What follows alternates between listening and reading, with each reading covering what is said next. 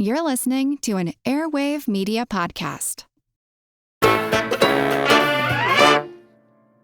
Hi, folks. You know, crisis comes in all shapes and sizes. Sometimes we see it coming, sometimes we don't. Frank Supovitz has spent more than 30 years creating, managing, and producing major sports and entertainment events for the NFL, NHL, and the Stanley Cup.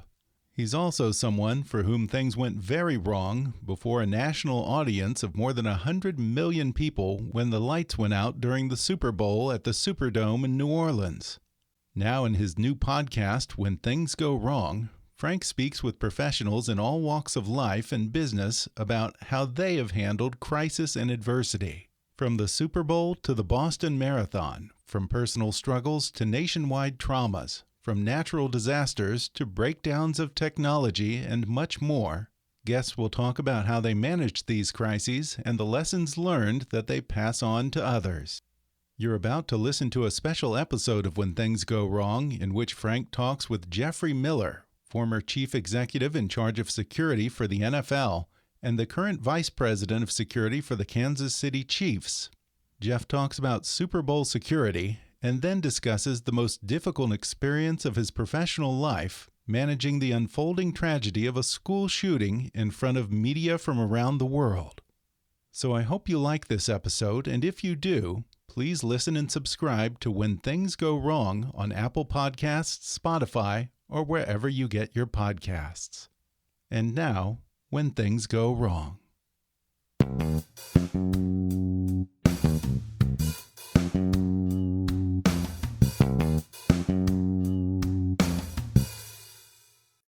Welcome to When Things Go Wrong, a show about what to do when things you expect to go just fine simply don't. Often it has nothing to do with what you did or what you didn't do, and yet it affects you in profound ways. I'm your host, Frank Supovitz, and I've spent more than 30 years creating, managing, and producing major sports and entertainment events. And on this show, we'll meet fascinating people from all walks of life and business who had to manage difficult problems, often under tremendous pressure. You'll hear from pros who will show us how they have avoided disaster or managed a crisis when one happened anyway. Thankfully, for many of us, things go right much more often than they go wrong.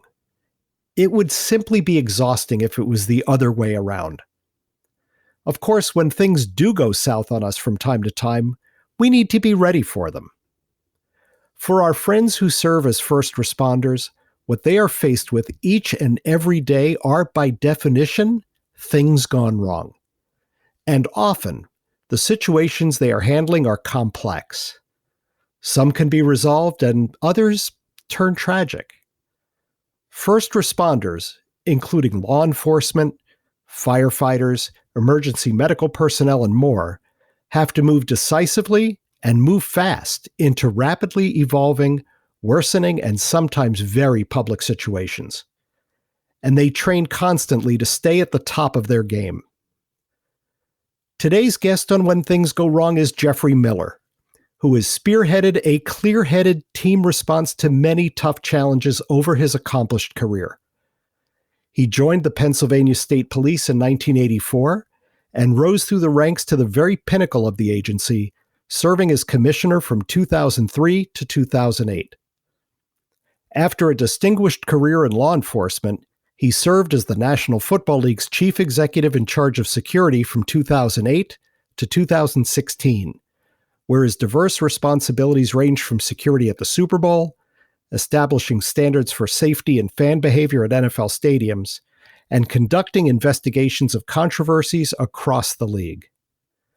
More recently, he serves as the vice president of security for the Kansas City Chiefs, which included looking after the team's protection during the last two Super Bowls. Jeffrey Miller, welcome to When Things Go Wrong. Thanks, Frank. Great to be with you. Yeah, it's great to have you. Now, Jeff, most of us are not first responders. We don't receive the paramilitary training that law enforcement officers experience throughout their careers. As a former senior leader in that community, what lessons based on your training can we give civilians to apply to preparing for a tough challenge in our lives or in our businesses? Frank, I think one of the most important things that any business could do, or any any entity that might have some exposure, they could really look at their operation and ask themselves some questions about what would be the most likely issues that they might face. That could be maybe their public issues, like you might find in law enforcement. Some companies have had product issues that have become very, very public.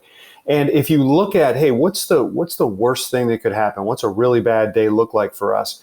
And if you plan that out and you have continuity of operations planning in place, and then you exercise those plans. So really, a crisis communication plan is so critical for any organization, and understanding who the primary response person would be and who the alternates would be. In our case, I wanted to have make sure that people knew we had a primary response person X and then two alternates Y and Z. Everyone knows what to do. So when something happens, you can quickly focus on handling and mitigating the incident itself and not the rudimentary items of deciding who's going to do what.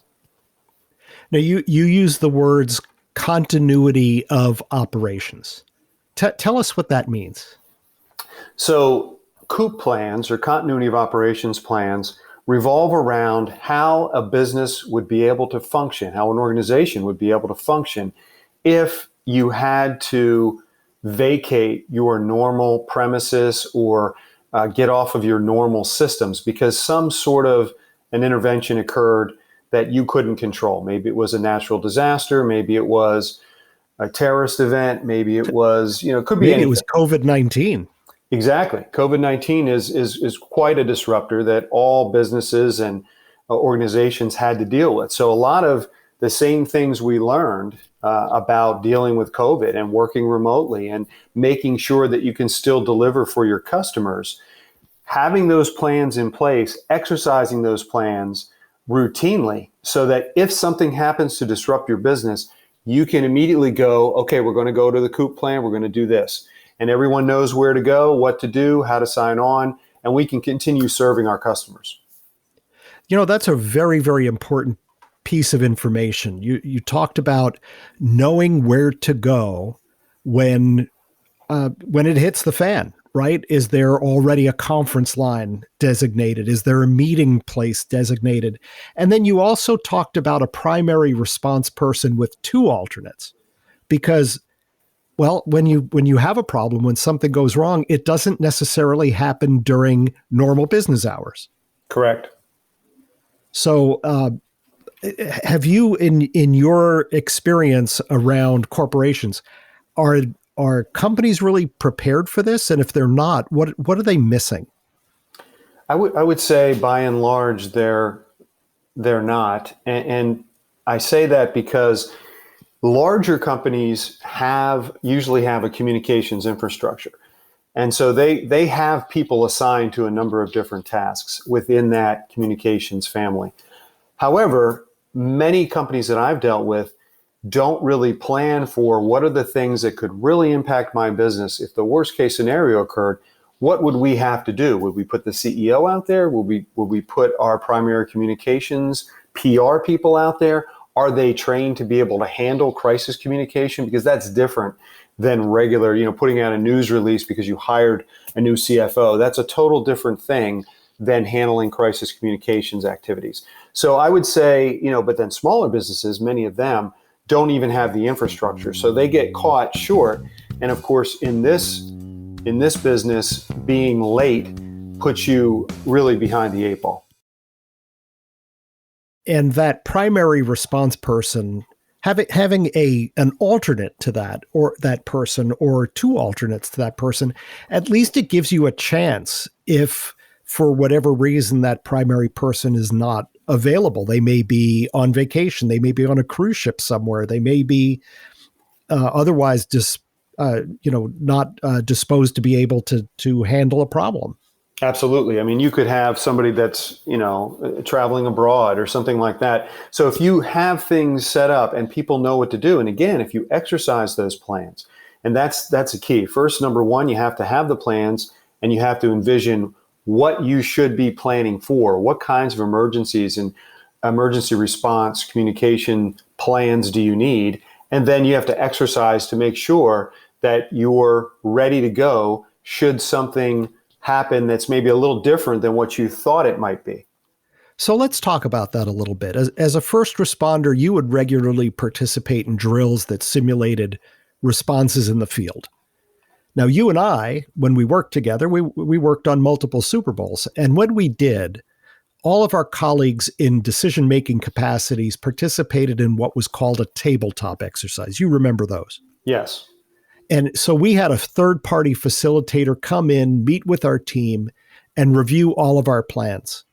And then we'd set aside several hours for him to present us with some challenging scenarios that could unfold that might ultimately derail our operation. We had to work as a team together to resolve those hypothetical problems, or at least manage the ones that weren't entirely solvable. Now, it took time and effort to run those exercises, but I think you'll agree, it built a better team response capability. Absolutely. Can other kinds of businesses benefit from this kind of tabletop exercise? You don't have to run the Super Bowl. Right.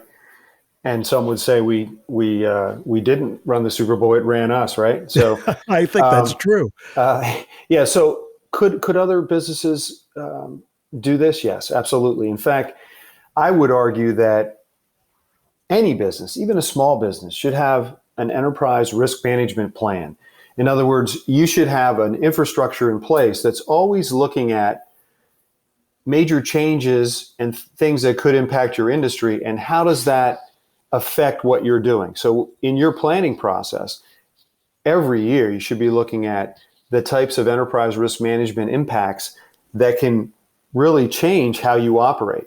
And if you're doing that on a regular basis, some companies have an enterprise risk management committee or team that represents different parts, maybe the operations, maybe the planning, maybe the administration. All the different parts are represented to then go through the exercises of what are the biggest things that could affect our business. So if you have that in place, then the tabletop exercise that you and I engaged in and that works so well can be put in place on an annual basis. And you can bring in your outside partners or your remote operations personnel to participate in this. And you can throw in different things that might occur. Okay, we're doing X and we're doing Y. Well, just a minute, this happened. Now we have to shift on the fly. But again, it's much easier to do that if you've taken the time to put the infrastructure in place and to plan regularly and then to exercise this regularly. You'll be much more confident in how you discharge your functions. Exercising them regularly was the key to that, I think, because we had done Super Bowls before.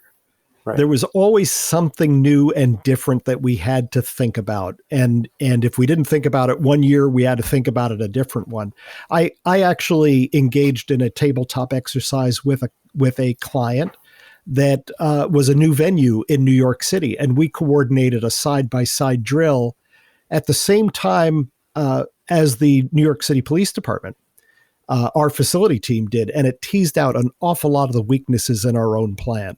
You have to kind of rehearse, if you will. You wouldn't do a show without a rehearsal. Well, you shouldn't launch a new product, a new process, a new procedure without rehearsing that too. Absolutely. Yeah. So let's talk about one of the most difficult crises that you faced during your career as commissioner of the Pennsylvania State Police. On October 2nd, 2006, you were at the University of Maryland, about to take the stage as a speaker at a law enforcement conference. And about 100 miles away in a small town called Nickel Mines, Pennsylvania, something absolutely horrific was unfolding. Bring us back to that morning. Yeah, so I was at the University of Maryland, like you said, and I was in full uniform because I was going to speak to a large law enforcement function.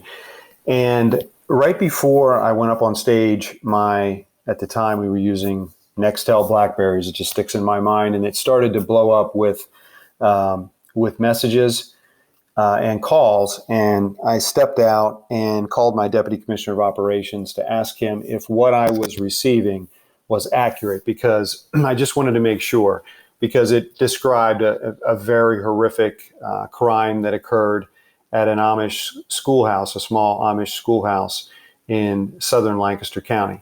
So once I received confirmation of that, I had to excuse myself from the function, and then I was a little over 3 hours away by car, and I had driven myself down earlier that day. So I was going to just drive back, but the Maryland State Police grabbed me and said, "Look, we understand. We'll get you there immediately." So they called in a helicopter, and they one of the larger Sikorsky helicopters, and off we went. And that cut my travel time by almost 3 hours because we got there in about 25 minutes. But while we were doing so, while we were on the way, I had the opportunity from the helicopter to touch base with my operational commanders that were on scene. So fortunately, I had some excellent command personnel that were there. I had an exceptional area commander, John Kurtz, and an exceptional troop commander in Jack Lawfer. And I contacted them immediately, and I spoke more so with Jack Lawfer at the time. John was on his way to the scene, but I spoke to Jack. He responded from his office about 25 minutes away, and was able to set up some things remotely before we got there. So the first thing that we knew was going to happen is the media was going to descend upon this scene. And so, tell us, Jeff, I'm sorry for interrupting, Yeah. but tell us what was happening at that scene. Right. So this was a one-room Amish schoolhouse where an individual had come to the scene, and he entered the schoolhouse with multiple weapons, ammunition, construction equipment, etc. And he took the school over, and he barricaded the doors of the school. He released the male students, but he kept the female students there. The teacher was able to escape. When the male students were leaving, she had a tough decision to make. And it's still...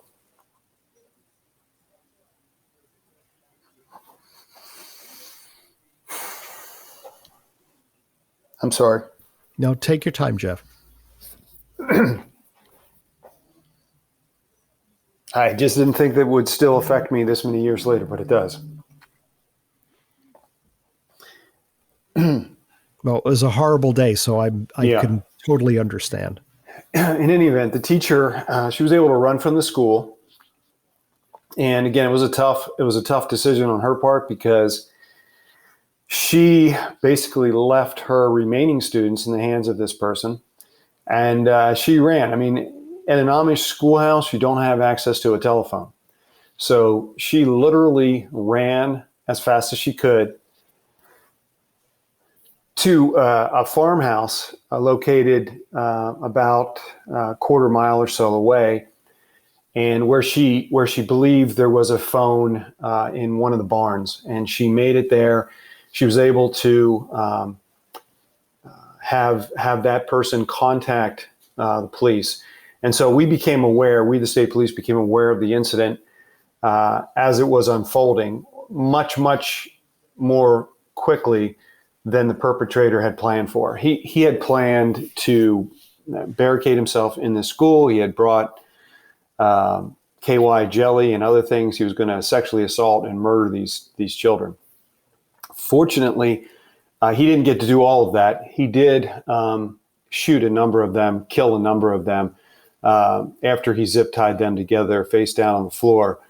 But that didn't happen until a little later. So the bottom line was we became aware of it. Our people responded. Our people are trained, did not want to escalate the situation, so they took up positions around the school.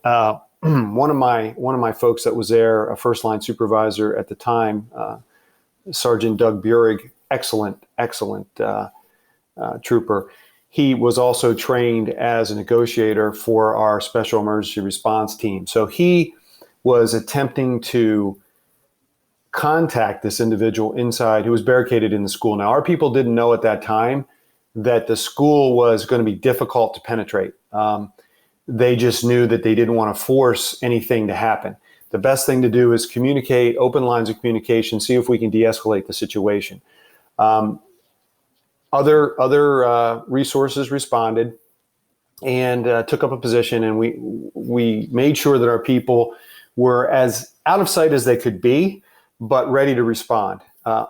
The troopers at the scene wanted to go into that school, but we did not want to create a scenario where violence occurred that we could avoid. So basically, at one point, the perpetrator actually dialed 911 and spoke to dispatchers who knew that obviously the state police was on the scene there. And he basically said that if we didn't pull our people away, that he would start to kill these kids.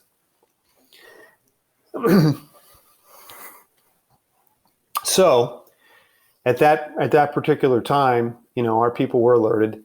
And as soon as they heard gunfire, they rushed to school. It took a little bit to get in because, like I said, he had barricaded the doors with desks and things, but he also used wood, nails, etc., to seal it up.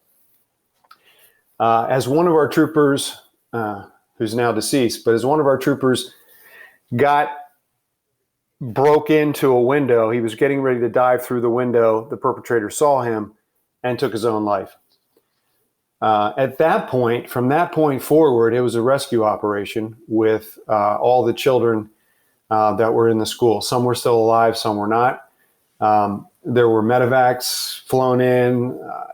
It was probably the biggest emergency response from an ambulance first responder standpoint that they've ever had down there. And they moved these kids away to trauma centers. They took them to different trauma centers, flew them. Some in Delaware, some in Pennsylvania, to try to save their lives. At sometime after that is when I responded to the scene, a short time later, coming from Maryland. And as I remember, as we approached the scene, I could see from some distance away, somewhere in the neighborhood of 6 or 8 helicopters circling the area, and I think almost all of them were media helicopters from Philadelphia, New York, etc. And of course, I knew that there was going to be a response to this, and I'm also, I was also familiar with the Amish community, having grown up in Pennsylvania, so I knew that we had to do some things quickly. One of those things we did when I talked to Captain Laufer on the phone is make sure that we have a media staging area away from the scene, but close enough, right? So we picked a place. They picked an auction house up on a hill that was about a mile away. You could see the scene. Excuse me. You could see the scene from there, but you were not on top of the scene because obviously we had a lot to do with the scene. And I wanted to make sure that Captain Laufer ensured that everybody understood that we would be briefing them as quickly as possible. We had our PR staff on the way from Harrisburg, and of course I was coming down there. And the governor spoke with me and agreed that it would be best that I handle the not just overseeing the investigation that we were doing, but also the media response and the briefings, because having someone from the governor's office in Harrisburg try to do that either remotely or without the knowledge of how we operate, it would have been more difficult, and we had to be quick. So my goal was to get out in front of the media within 45 minutes to an hour of responding to the scene. So I got there, got out of the helicopter. I, looked at the schoolhouse, from the outside through the windows, examined the scene, but didn't want to contaminate anything from an evidence perspective. And then gathered with my command staff, et cetera, received information from them. Basically, I just filtered myself what needed to be put out there. And we can talk about some of the things that go into that. There is a lot of pressure, obviously, to get out there quickly. In this case, there was even more pressure in the sense that this Amish community is a very tight-knit community in Lancaster County, and we did not want to see them re-victimized. And having worked with the media and know that they have a job to do, and I respect that, but when you have that many people responding from in essence, within the next few days, we had people from all over the world, the Netherlands, Australia, media folks that came in there and set up shop for a whole week. I mean, we had Nightline, you name it, they were there. So it was a situation where we wanted to make sure that the media understood that we weren't just some mom and pop operation and they weren't going to get briefed adequately, which would lead them to go out into the community and start putting cameras in people's faces and microphones. And these are people that do not want to even be photographed.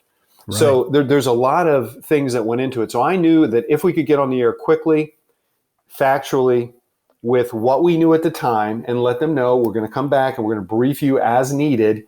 The next briefing is approximately at this time, because we were gathering information, we were putting things together. And the media just wants to know what happened, why did it happen, how could it happen.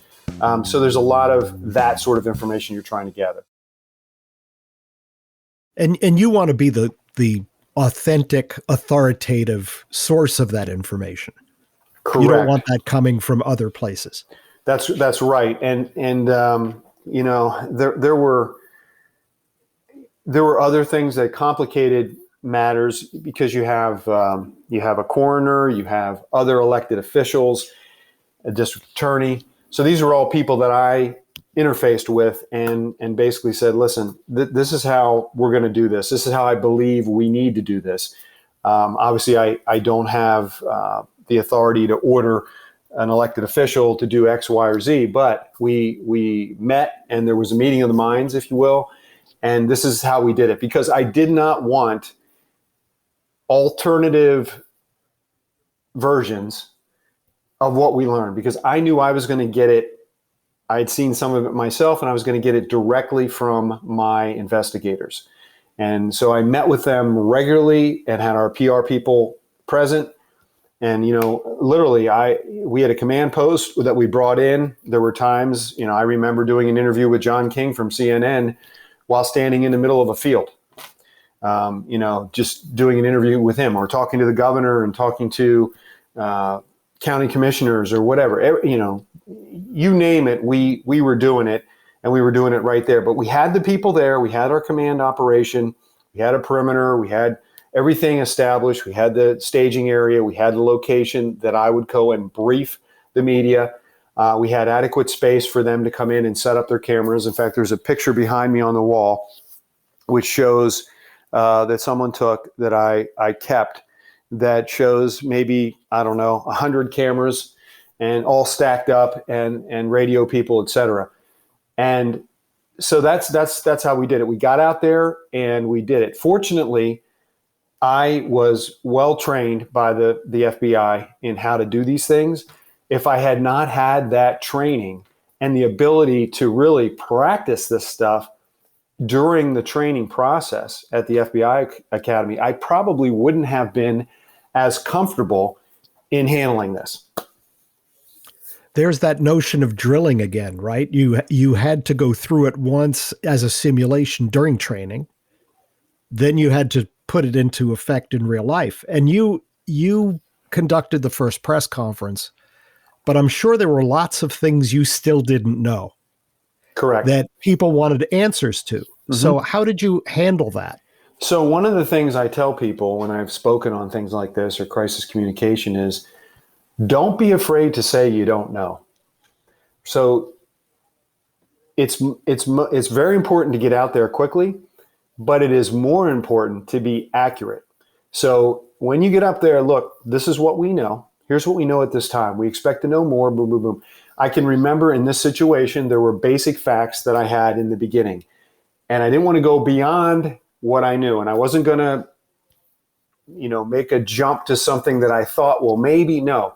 What do we know? What do we know factually, and what can we release? And in this case, we had the benefit of the fact that the perpetrator was dead. So we were not going to have to prosecute this case in court. So that freed me up a little bit on what I could say. And my goal was to be as transparent as I could possibly be, provide them with as much factual information as I could. And that's what I did. And I think by doing that, and by being punctual and prompt and factual in what we released. And we did this. I did briefings multiple times a day for like a week. By doing that, they became comfortable with the fact that, okay, these people know what they're doing and they're going to give us the information so that we can do our jobs. We will respect what they've asked us to do in return. So it was a give and take and a win-win. Did you from time to time kind of give them an advance warning that you would come back to them with additional information, or give them a time frame on when you would? Absolutely. At every formal briefing that I did, I would announce to everyone there at the end of it that we anticipate coming back to you at this location in 3 hours. And in the beginning, it was more frequent. And then after that, as we gathered some more information leading up to the final large press conference we did with the governor standing right over my shoulder, and it was carried live. I forget now, but they told me every market in the United States carried it live for 45 minutes to an hour, which is, I don't even know if that would happen today, to be honest with you. But this was just one of those things. It was such a terrible situation. But going back to what you said, Frank, another thing I wanted to mention is, when you do a briefing like this, you are not just speaking to the media. You're speaking to your personnel. You're speaking to in this case, the victims, their families, their friends, the community. And so there were things that we did at times. And one of the things we identified right away was we wanted to have a liaison with the Amish community. Obviously, the victims' families were families that we got to know during this case and became close with over the years. But at that moment, we wanted to have an individual from the Amish community that we could talk to that was somewhat distanced, if you will. Like, this person didn't have a relative that was killed or something like that. But so we had an elder in the Amish community there that we worked with. So I had my Area 1 commander work directly with him. So if we had something that we were going to do that I thought could have an impact on the Amish community, if I said this or if we talked about this, we ran it by him first to get their feedback and their input.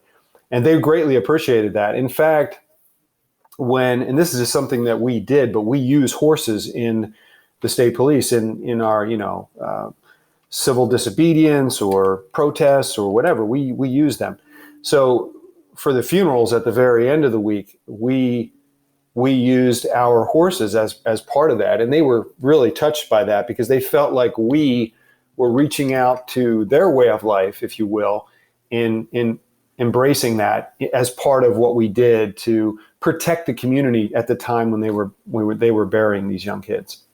I'm really impressed with the level of cultural sensitivity that you exercise. That is so important because there are victims. Now, a lot of things that go wrong do not have fatalities, but they still have victims. There are still people who are affected by even words that are said or actions that are taken.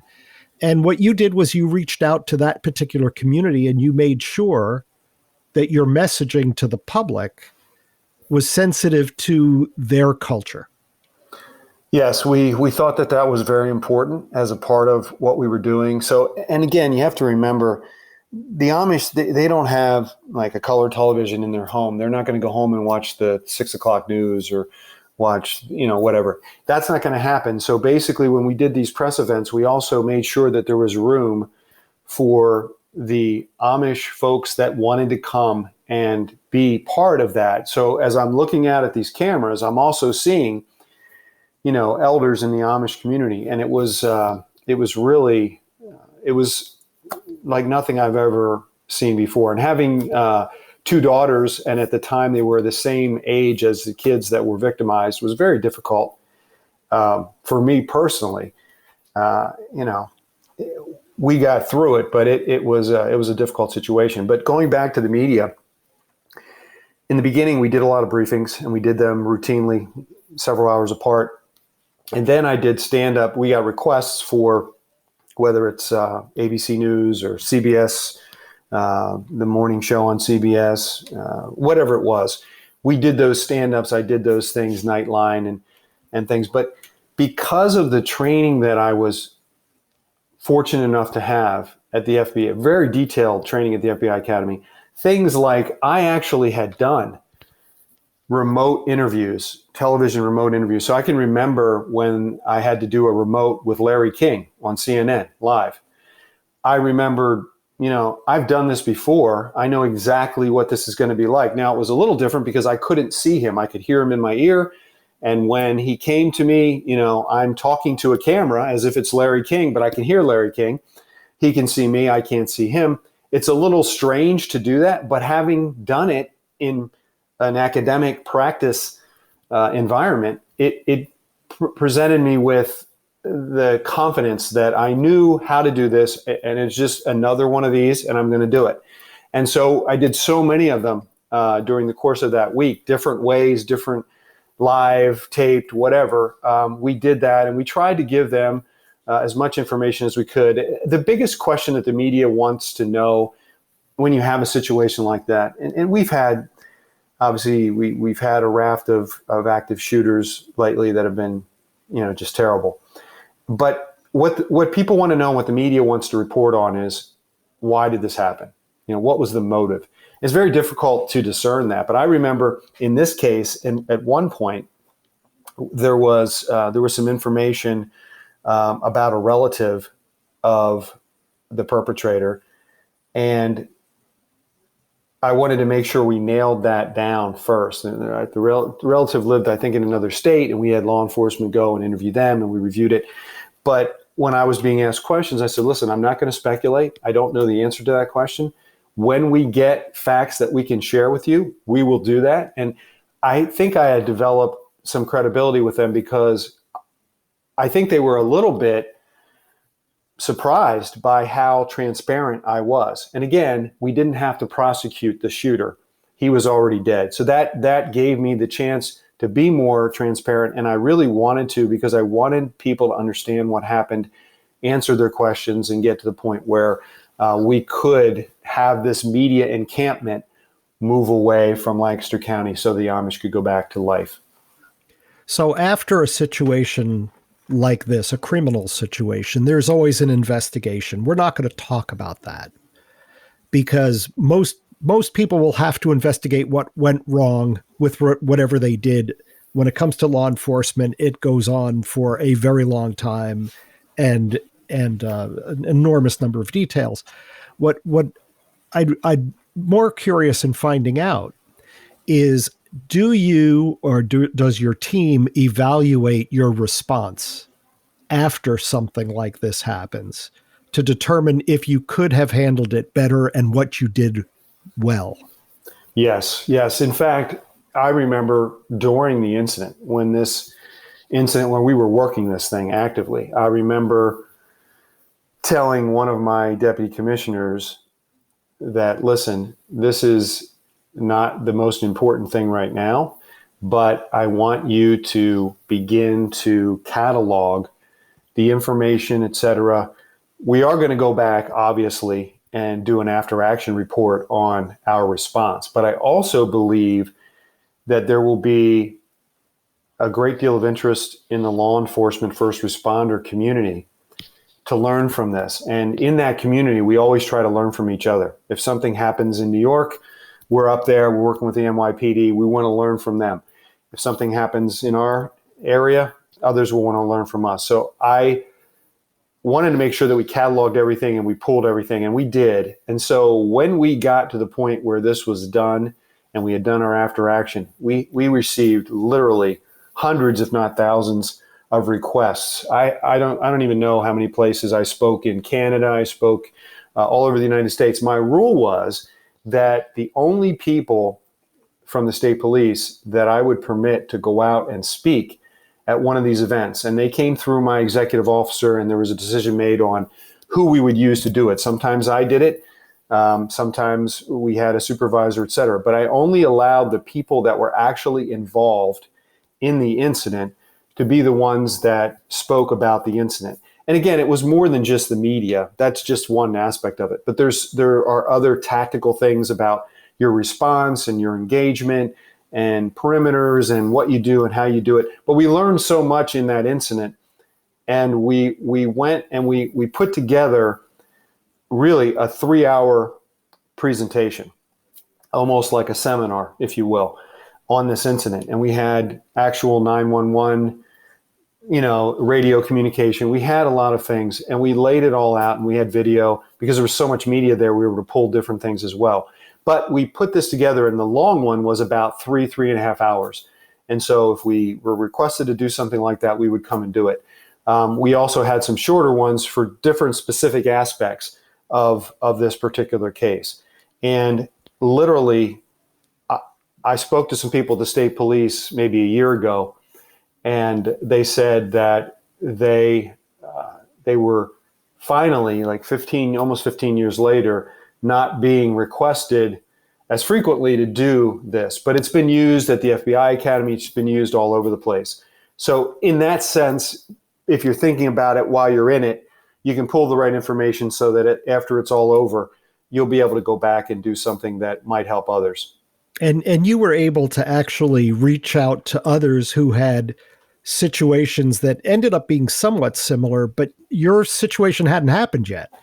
You're getting a lot of intelligence and wisdom from people who had to tackle similar kinds of situations that would be common to your particular business, being law enforcement. That's fascinating. So I'm going to take you off the hook on the rest of this story, which is really, I know, very emotional for you. I did want to ask you a little bit about a mentor of yours that you gained some really valuable wisdom from in terms of managing the message. And that was retired Marine Lieutenant Colonel and FBI trainer at Quantico, Jim Vance. Tell us a little bit about him. Jim Vance is just one of the best trainers I've ever been fortunate enough to be around. And he taught at the FBI Academy when I went through the National Academy in 1994, I believe. I went through 1994. Yeah, I believe that was the year. Anyway, he was a trainer at the Academy, and he had spent a career in the Marine Corps, and he was basically the public information officer for the Marine Corps at one point. And he was very experienced and dealt with so many different incidents. But he was the one that put on the graduate level training that we actually got credit through the University of Virginia for taking. But it was exceptional, some of the best training I've ever had. But this guy was quite a character, and he could tell the best stories you'd ever heard. And he was somebody who really kept your attention because he knew how to reach you. But he had something that stuck with me. And he said, mess up, fess up, dress up. And really, if there's anyone out there from a business or an organization, if you don't remember anything I said, but just remember this: mess up, fess up, dress up. That's from Jim Vance. And Colonel Vance said that because, if you make a mistake, if your company screws up, you mess up, you have to immediately fess up and dress up. He used to say, you can't shine shit, it doesn't buff.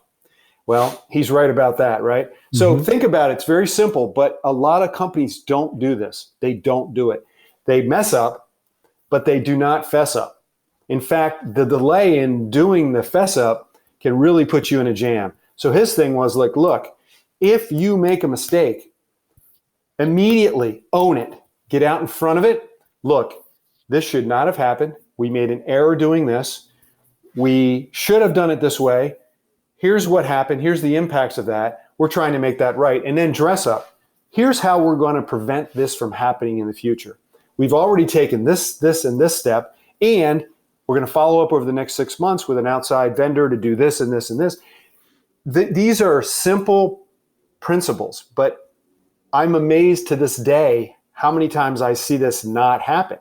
And if you don't get out in front of it, then others will define the narrative for you. So by the time you do get to respond, you are so far behind the 8 ball, and now you're only dealing with trying to undo the narrative that they're talking about, not actually talking about the real narrative, right? So you really put yourself at a disadvantage if you don't if you don't really think about it and get out there as soon as you can to define that narrative.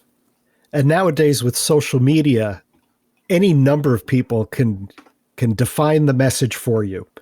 That's what's so important about this. If you can be out there authoritatively and genuinely taking responsibility, talking about what you're going to do in the future to keep it from happening, or just saying, we don't really know what's happening or what happened.